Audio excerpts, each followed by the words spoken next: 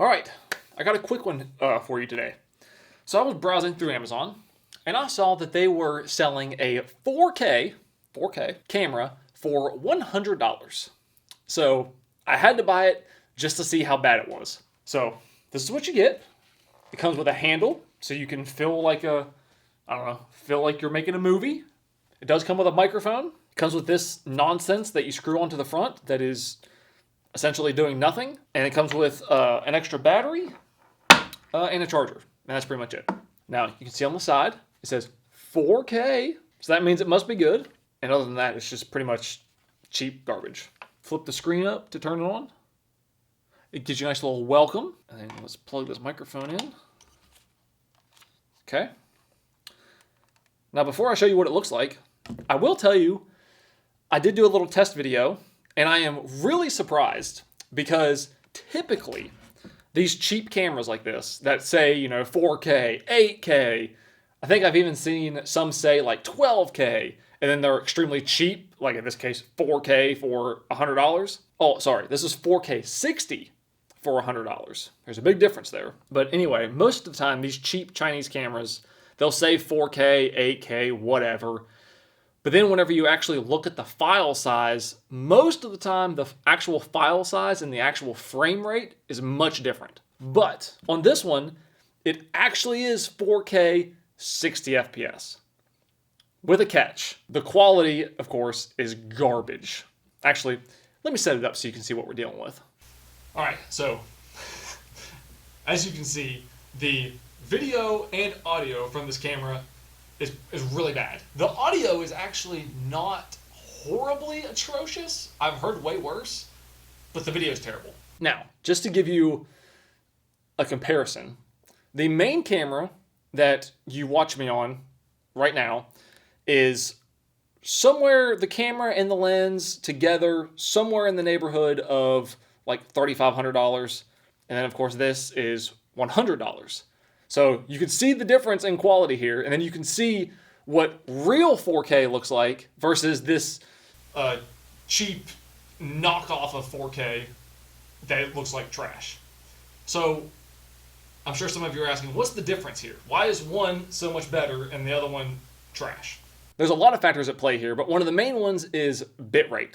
So in simple terms, your bitrate is just how much information the camera is recording. And then, of course, the more information you record, the higher your quality can be.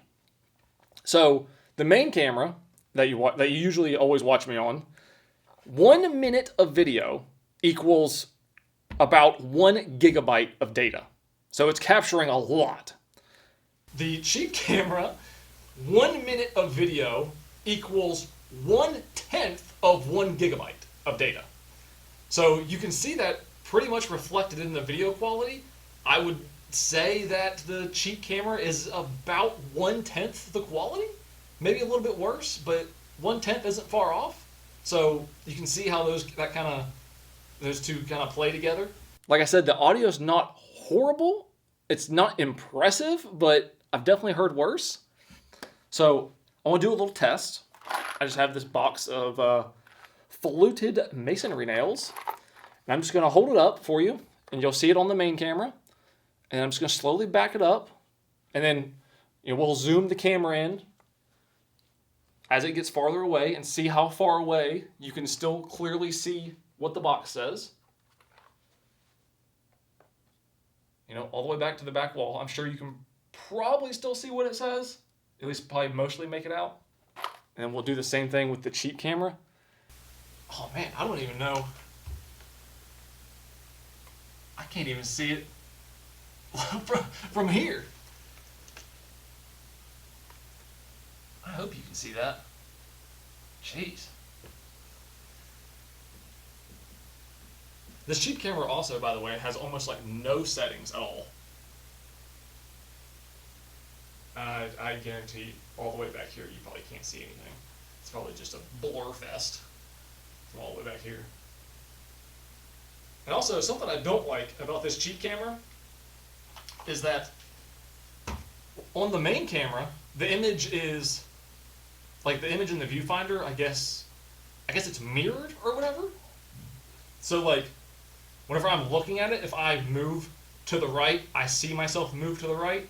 Whereas on the cheap camera, it's not mirrored, or it is mirrored, or whatever it is, but it's the opposite. So if I move to the right, I move to the left. That's very confusing to try to film with. I mean, there's really not much to go over. It is what it is. You can see it's pretty trash. But there is one feature that I do think is a little bit cool, and it has a night mode with infrared. So let's go outside in the dark, and let's try out this night mode with the infrared and see what we can see.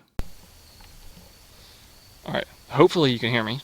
I know this microphone's kind of quiet, but here we are outside in the dark, and let's engage night mode.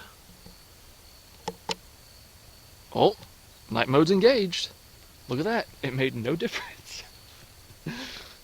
Let me do this. Let me set it down. Okay. Oh wow, okay.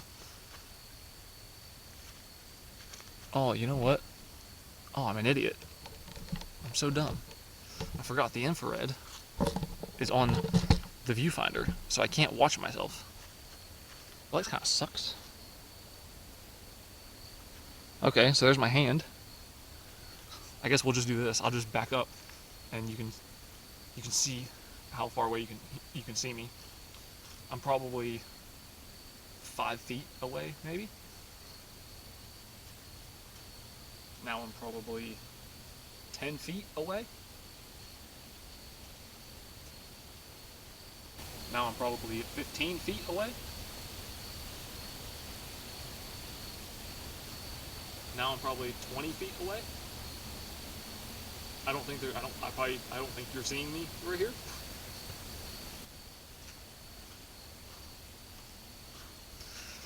So yeah, that's night mode.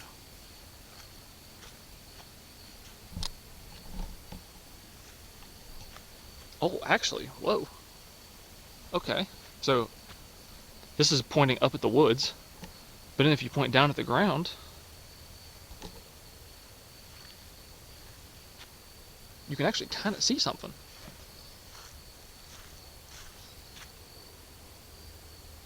Okay, what if you... It kind of sucks that it's on the viewfinder. Alright, so the night mode, I think is actually a little bit better than I thought. But as you saw, I was just being an idiot, and I forgot that the infrared is on the viewfinder. So I turned the camera around, and then flipped the viewfinder around so I could see myself. So then all the infrared was just shining behind the camera, so you couldn't see anything. I think it's really dumb to have the infrared hooked to the viewfinder, because then, you know, if you're trying to, say if you're filming something down low, and you flip the viewfinder up to try to, so you can see what you're filming, now all your infrared is shining down on the ground. So pretty much you have to keep it into this exact orientation if you want to actually use the infrared.